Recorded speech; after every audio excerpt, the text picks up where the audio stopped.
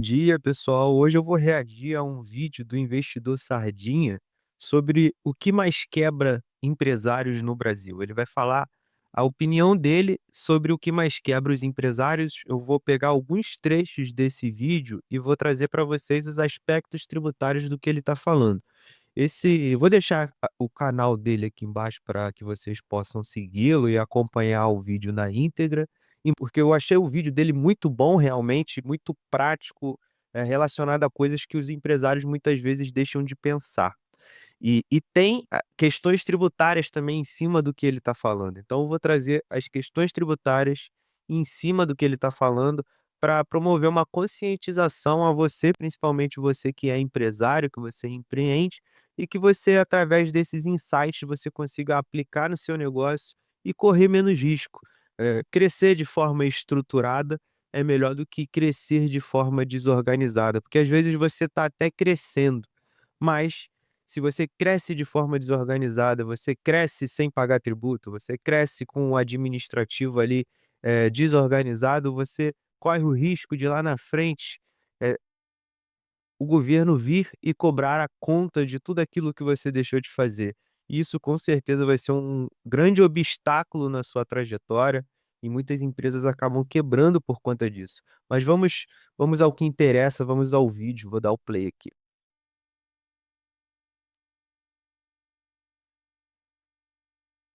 Então vamos lá, nesse vídeo aqui dá para ir, vai ser assim, errou, errou.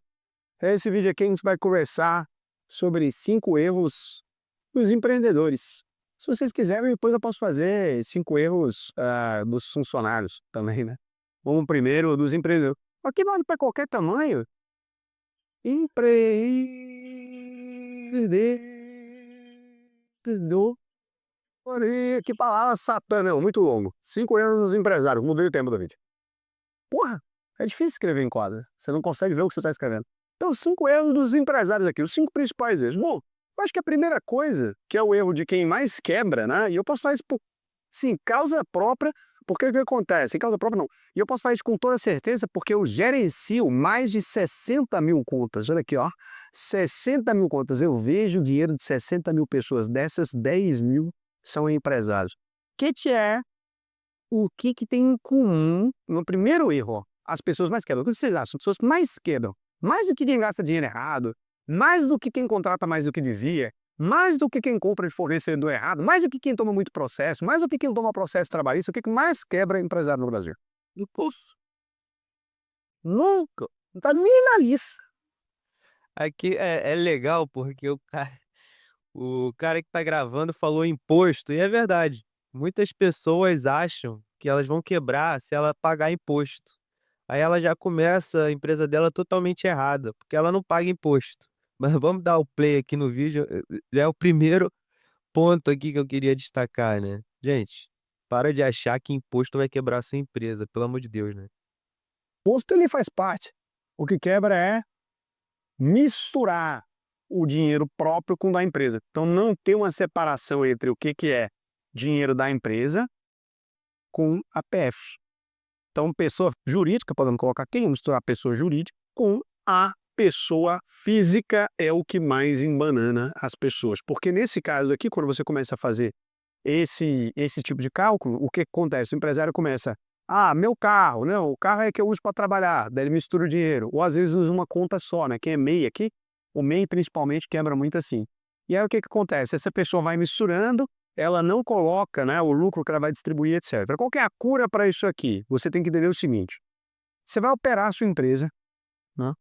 Isso aqui é para quem está começando. Uma empresa maior, você não precisa fazer isso desse jeito, você tem mecanismos melhores. Mas para você que está começando, você vai pegar tudo que sobra no fim do mês, depois dos provisionamentos, vai provisionar. Se eu tenho que pagar 13º salário, se eu tenho que ter custos, se eu vou ter que pagar fornecedor, tudo. Estou falando a última linha, tudo que sobrou na última linha, que você chama de lucro líquido, sem misturar, só o dinheiro da PJ aqui, ó. Esquece a PS, pegou isso aqui, você vai reter 25% no caixa da empresa em uma conta diferente. Eu somei, abre uma conta num banco para a empresa, abre uma conta em outro banco para você. O PJ, né? Uma conta PJ para a empresa, porque não é obrigatório, mas você já pode abrir. Abre uma conta PJ para a empresa, você vai pegar 25% disso, vai reter no caixa, mesmo sem precisar. Então, Raul, não tem nada para fazer lá. vai reter no caixa, pode pôr no Alpo 11, investimentos em liquidez, tá? Era tipo Tesouro Selic, só que aceita dinheiro de empresa. Vai reter 25% e estoque de caixa, deixar o dinheiro no caixa da empresa, vai render ali 14,5%, beleza. E o restante do lucro, esse 75%, quando você é pequeno empresário, isso aqui é só pequeno empresário. Você for crescendo, você tem que reter mais. Por quê? Porque você não sabe o dia de amanhã. Você vai pegar esse 75%, aí você vai mandar para a sua PF, e aí você vai gastar. Isso aqui eu tô falando pra tia do bolo, isso aqui eu tô falando pra quem tem cabeleireiro, pra quem qualquer coisa. Você não tem custo extra, não tem nada, pagou aluguel, pagou tudo, retém 25%, você vai ver que vira uma fortuna ao longo do tempo, né? Você vai mantendo esse dinheiro. Vamos lá. Aqui tem várias questões, né. Primeiro, você precisa entender que quando você abre uma pessoa jurídica, você deixa de ser uma pessoa física, você passa a ser 2 pessoas. Você é uma pessoa na jurídica e uma pessoa na pessoa física. E você não pode misturar esses valores. Isso tem impactos em várias questões, nessa que ele está pontuando aqui para fins de gestão, mas falando aqui do ponto de vista tributário, quando você mistura, as contas da pessoa física com a pessoa jurídica, você corre o risco muito grande de incorrer em distribuição disfarçada de lucros, que é quando você paga as contas da pessoa física dentro da pessoa jurídica. Tem muita gente que faz isso, que acha que por ela ter uma pessoa jurídica, ela pode colocar ali e pagar direto da pessoa jurídica as contas da escola do filho, as contas do aluguel, as contas pessoais da sua pessoa física. Isso não pode ocorrer, tá? A Receita Federal, quando ela identifica essa situação de distribuição disfarçada de lucros, ela geralmente desconsidera esses pagamentos e, ao invés dela tributar como lucro, ela vai considerar que aquilo foi um salário, que tem uma tributação muito maior, ou um rendimento sem causa, e que tem uma tributação também muito maior. Então você pode sofrer uma autuação muito grande por conta dessa prática de misturar os patrimônios. Então você tem um problema de gestão, mas você tem também um problema relacionado à tributação. Às vezes você não sabe disso, você acha que não tem problema, mas tem. Na pessoa jurídica você tem que ter a sua contabilidade, você tem que apurar o lucro daquela pessoa jurídica, e só o lucro depois de distribuído que ele se torna algo da sua pessoa física. Aí sim você pode pagar suas contas, fazer o que quiser.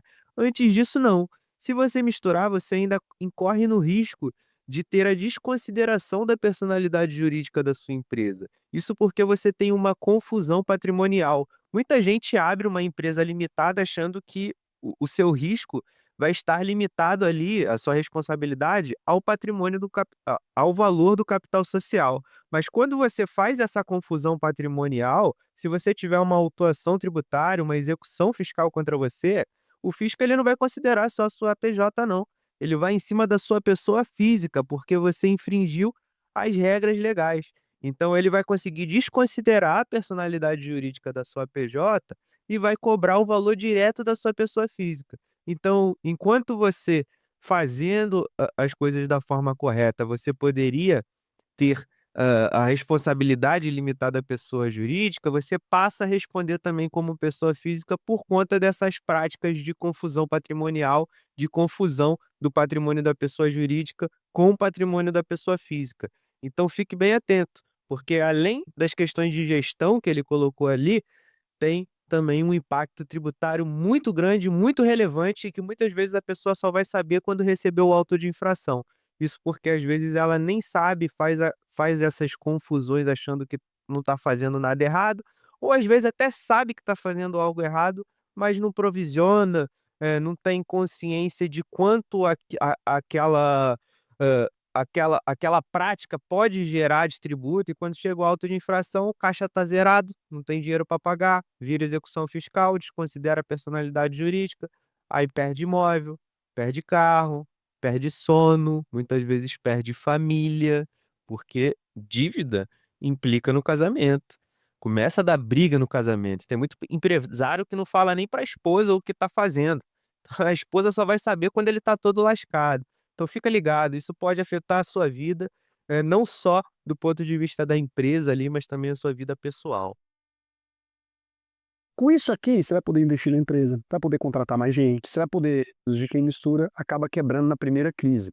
Então, uma vez que a gente tiver uma crise no seu setor, um insumo aumentou de preço, alguma coisa aconteceu, como você está misturado, você tem dificuldade em mensurar o que é lucro seu, o que é negócio. Ah, mas eu sou um desenvolvedor, eu sou sei lá o que, cara, vale para qualquer área. Isso não tem como, as pessoas quebram exatamente por confundir esse dinheiro da pessoa física e da jurídica. Então, é básico, né? Mas faturamento não é lucro. Uma coisa muito importante que, cara, é muito difícil. Isso aqui eu chamo de mentalidade do Uber. O que acontece? O cara pega uma corrida que ele fez por R$ 100, ele vai tirar os insumos mínimos ali, gasolina, e vai falar que é lucro. Não é, não é. Precisa considerar manutenção do carro, precisa considerar energia, precisa considerar ele trabalhando, a alimentação, tudo isso o cara não considera. Ele considera, então, só aquilo que ele está vendo como é insumo direto. Se você não considerar tudo aquilo que engloba o seu negócio como custo, você vai ter dificuldade. Raul, mas como é que eu vou fazer? Bom, 50% do tempo você está fazendo em casa, 50% do tempo que você está lá, você está trabalhando, metade daquela energia da empresa. É 70% do tempo? 70% da energia da empresa. É só da empresa a sede, 100%? Óbvio, né? É simples. Você tem que tirar tudo. O que você gasta de energia, o que você gasta de luvia, o que você gasta de água, o que você gasta do seu tempo. Ah, mas eu não gasto nada, eu vou lá e trabalho. Calcula quanto custa uma hora de uma pessoa nessa posição e coloca. Por quê? Porque com isso aqui você Ó, o segundo ponto que ele coloca aqui é que faturamento não é lucro, ou seja, as pessoas que enxergam o faturamento como sendo lucro, elas têm um grande risco de vir a quebrar, né, as pessoas jurídicas. E do ponto de vista tributário, eu vejo muitas empresas que trabalham dessa forma, considerando o faturamento como se fosse lucro, não provisionando valores, elas acabam deixando de pagar os tributos, porque no sistema que a gente tem hoje, a gente apura o tributo num mês, paga no outro. E como o valor do tributo, ele está no preço, ele está embutido no preço, o empresário ele recebe o valor daquele tributo, então o tributo ele circula no seu caixa. E no mês seguinte, ele tem que pagar o fisco. Mas ao invés dele provisionar, dele guardar o valor do tributo, porque no mês seguinte ele vai ter que pagar o fisco, ele usa aquilo ali como capital de giro. E o negócio dele pode não dar um lucro suficiente para depois, no mês seguinte, ele ainda ter aquele valor.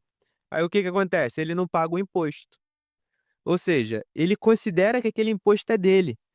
A reforma tributária, ela vai mudar quando ela estiver completamente implementada, tiver o split payment, que vai fazer essa segregação automática, esse valor não vai nem circular na conta bancária do contribuinte. Então, por isso que tem muita gente dizendo para que as empresas se preocupem com o fluxo de caixa, porque hoje você tem o valor do tributo circulando no seu caixa, com a reforma tributária você não vai ter mais o tributo circulando no seu caixa quando o split payment estiver efetivamente ali implementado. Mas além da questão de se preocupar com o seu caixa, por esse ponto vai ser bom, porque você não vai ter nem a possibilidade de não pagar o tributo.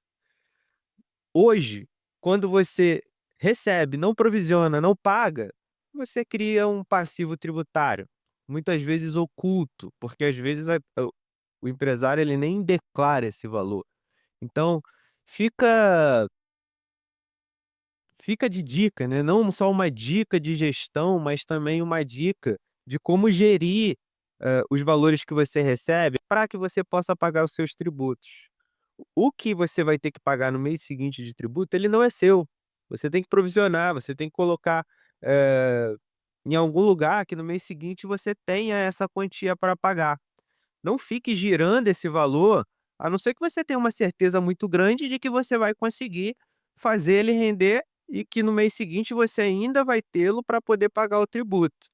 Mas se você não tiver essa organização, o melhor a se fazer é recebeu, colocou em algum canto, já separou, provisionou e no mês seguinte você vai lá e paga o tributo. Se você continuar operando achando que faturamento é lucro, além de você quebrar a sua empresa, volta aqui na questão anterior, Você pode colocar em risco a sua família.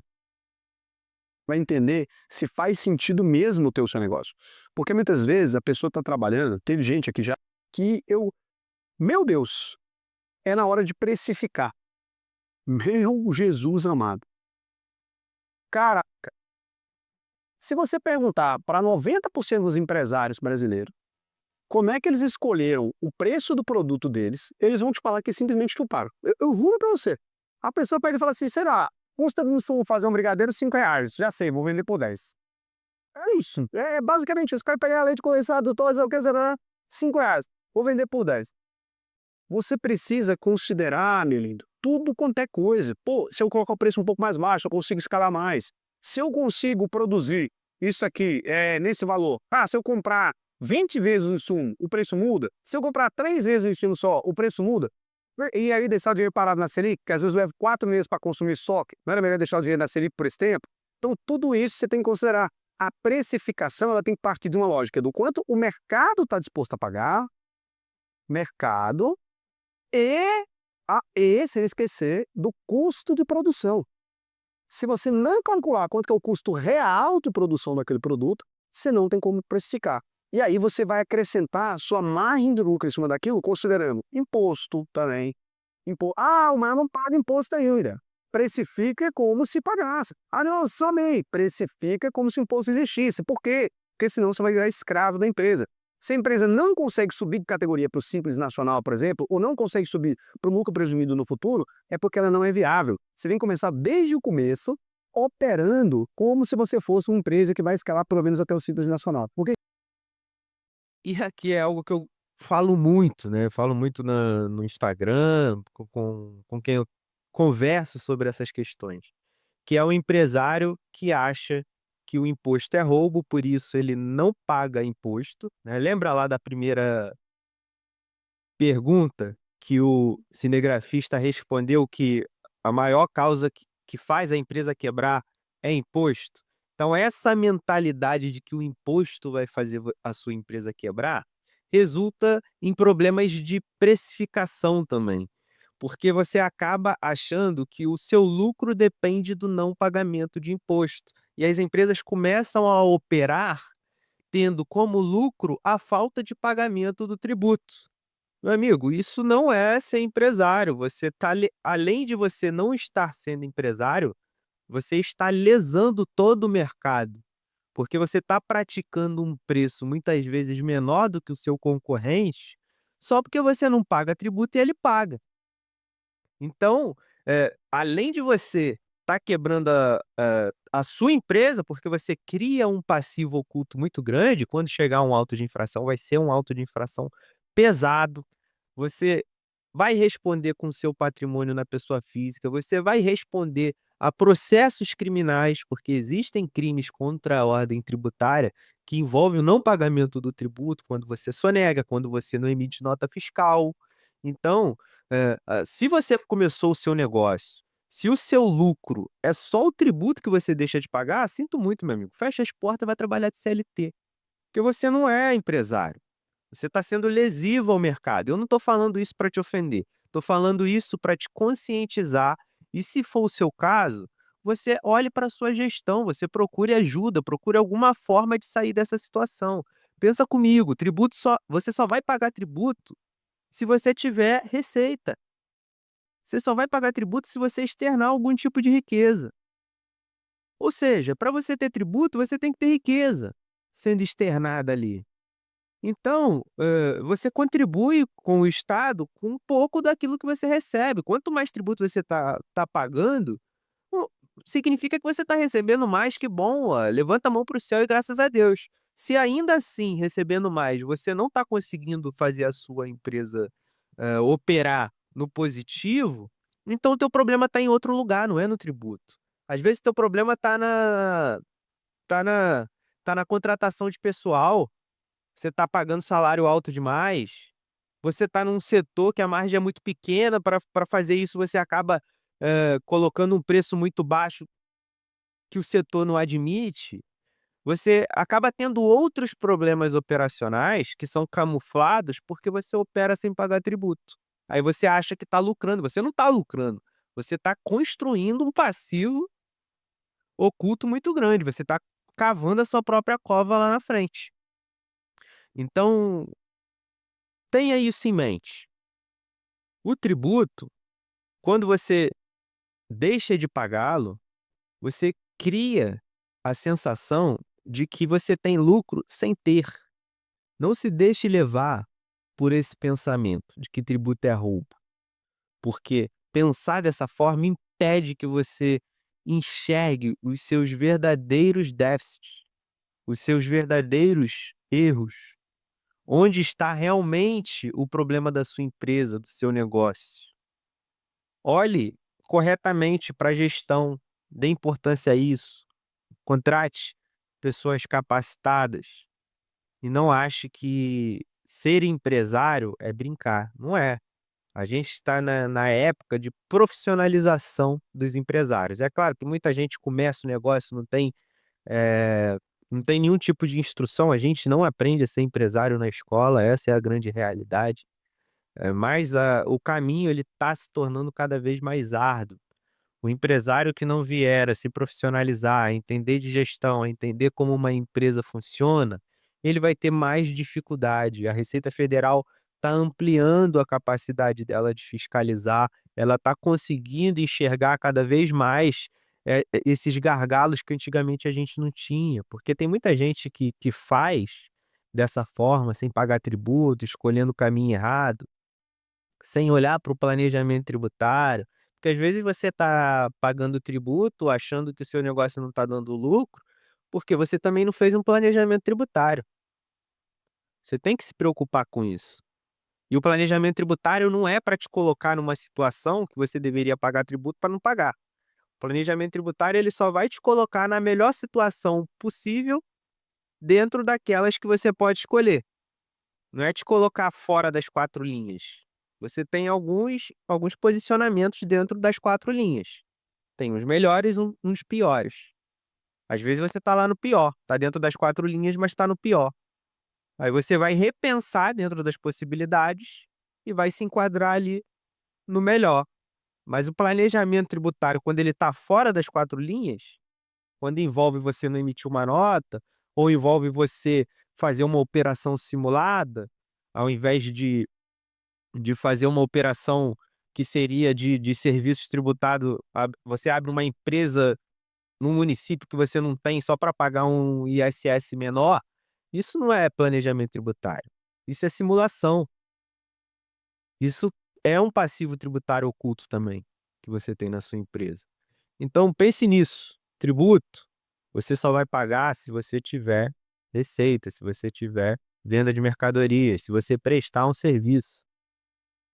Então não tem como o tributo quebrar a sua empresa. O que quebra a sua empresa são outras coisas. Outras coisas administrativas, gestão, às vezes você não entende tanto do mercado. A gente está, repito, a gente está passando por uma época de profissionalização do empresário. A reforma tributária vai fazer com que o valor do tributo não transite mais no seu caixa. Você vai ter que olhar para o seu fluxo de caixa. A Receita Federal está fiscalizando mais gente, está automatizada, tem inteligência artificial. Então, muita gente que antes fazia da forma errada e dizia: "Ah, não vou ajustar porque, não é a Receita Federal não vai me fiscalizar, eu sou peixe pequeno". Não existe mais peixe pequeno. Para a máquina, todo peixe é peixe. Não tem mais fiscal ali, manualmente te fiscalizando. O fiscal ele vai receber já as informações e já vai só assinar ali o auto de infração. Vai ser o sistema que vai analisar a sua empresa. E você acha que o sistema não vai pegar cada vez mais gente? Olha a evolução tecnológica que a gente está tendo. Eu tenho certeza, agora pegando o exemplo do imposto de renda, eu tenho certeza que muitas pessoas nunca sofreram uma notificação de imposto de renda, mas agora estão sofrendo, estão caindo em malha, está se tornando cada vez mais comum. Você só não está percebendo. E quando perceber, vai ser um risco grande de quebrar, porque a Receita Federal ela tem 5 anos para te cobrar. Então, quando ela cobrar, vai ser os 5 anos, ó. Vai ser então, Ó, consciência, tá? Teu problema não é tributo. Seu problema pode ser outras coisas. Olha para sua precificação, olha para os salários que você está pagando, olha para o mercado que você está, seu fornecedor, e olha também até para a parte tributária mesmo, para ver se você está tomando todos os créditos direitinho, se você está no melhor regime dentro dos possíveis para sua atividade. Olhe para o seu administrativo, para o seu operacional. É isso que vai manter uma empresa com longevidade. É o operacional que mantém e fundamenta a empresa. Se você começa usando os benefícios do mês, tem problema? Não, mas eu tenho que ter alguma coisa aqui que vai fazer, não, mas aí se o cara comprar a caixinha de presente de brigadeiro, que são 6 brigadeiros, depois que ele experimentar, aí se lascar. O que que a gente vem depois disso aqui tudo? Quarto item que mais quebra negócio. E esse aqui, cara, é tão triste porque tem muito negócio bacana que acaba incorrendo nisso aqui. O que que acontece? A maioria das pessoas que começaram negócio no Brasil fazem por necessidade. Ninguém começa negócio no Brasil quase porque quer ficar rico, tá? Isso é coisa de adolescente. No geral, as pessoas abrem empresa porque elas precisam de uma renda, elas precisam ter algum tipo de reserva, algum tipo de coisa. E aí o que que acontece aqui? E a pessoa, quando ela vai empreender por necessidade, ela começa um negócio e ela pega assim, ela tem assim, ó, 20 mil reais. Ela pega 20 mil reais e gasta 35 mil para implementar o negócio. É exatamente isso aqui, juro pra vocês. 35 mil. Ah, mas ela só tinha 20. Então, ela pega e passa o cartão e se alavanca em 15. Esse negócio, ele passa a ter um mês para dar certo. Um mês. A média de maturação de um negócio bom, rápido, eficiente para você tirar o primeiro valor. Tô falando assim, para ele empatar, não vai se pagar isso aqui para trás, mas tô falando para ele breakivar, no Brasil a média é 5 meses. Assim, de negócio pequeno, de negócio que está começando, de amador. Se você for pegar uma empresa grande, um McDonald's, sei lá quanto tempo. Se for pegar um negócio maior, é ruim. Então, essa pessoa aqui, ela pegou e ela está dependendo. Aí ela vai acumular dívida. Aí o negócio não está briquivado e está gerando dívida. É o mistério das hamburguerias. Ah, por que todo dia tem uma hamburgueria diferente na minha rua? Isso aqui. O cara pegou todo o dinheiro dele e investiu no sonho.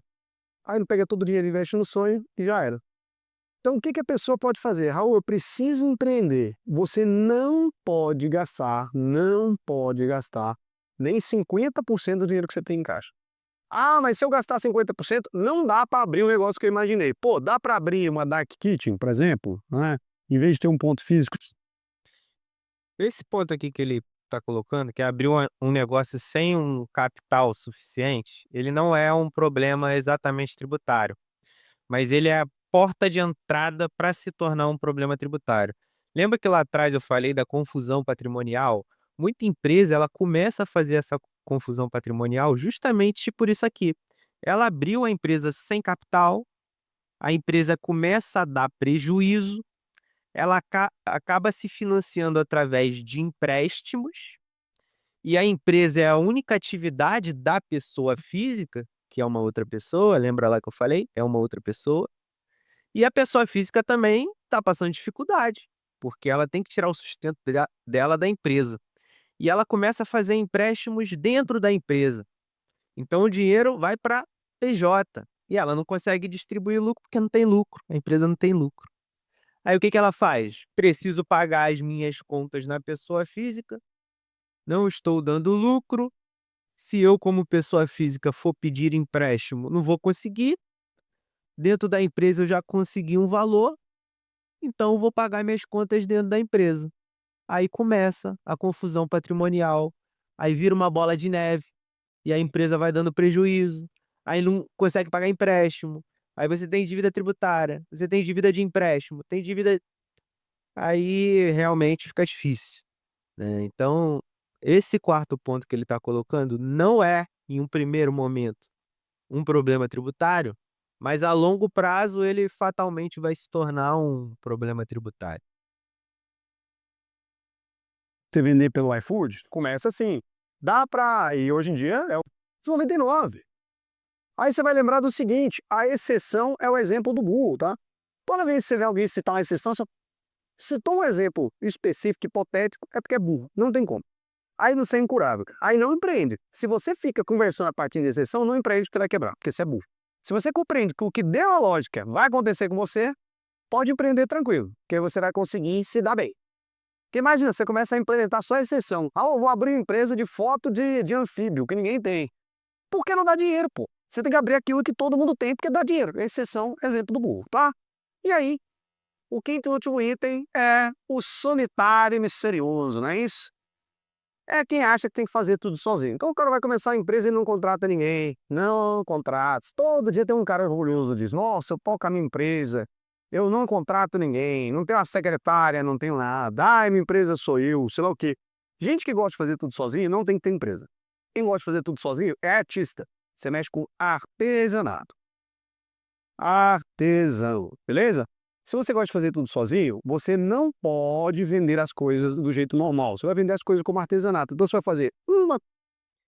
Aqui também não é um problema exatamente tributário, mas ele resulta num problema tributário, porque quando você abre uma empresa, você não tem nenhum conhecimento dessa área administrativa, né, você não tem conhecimento sobre contabilidade, você não tem conhecimento sobre as leis tributárias, você vai fazendo, abrindo a empresa de acordo com o que o seu amigo falou, e esse amigo é outro que também não tem conhecimento, e você vai fazendo as coisas ali, do jeito que você acha que tem que ser feita, sem procurar uma ajuda especializada.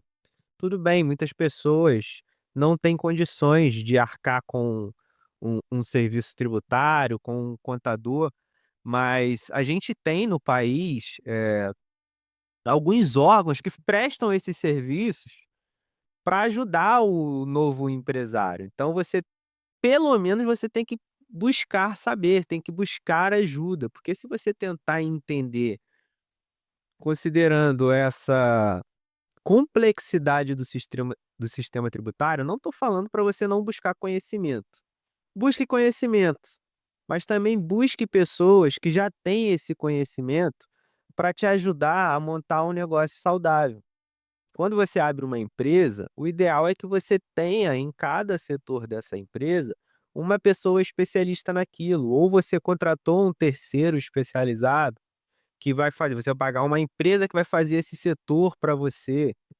E aí, você tendo essa pessoa especialista, você vai buscando conhecimento, até porque você tem, no fim das contas, quem responde é o empresário. Então é até bom ele ter um pouco de conhecimento sobre contabilidade para poder conversar com o contador dele quando o contador for prestar contas, for fazer os relatórios, apresentar para ele os relatórios do resultado da empresa dele, para que ele possa dialogar com esse contador, né. Se o contador, porventura, acontece muito, tem contador que erra também, advogado também que erra.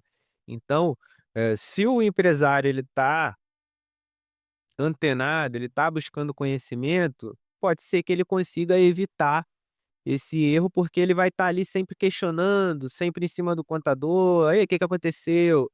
Eh, e aí, cadê minha guia? Você me manda todo dia até dia 20, todo mês até dia 20, esse mês não chegou por quê?".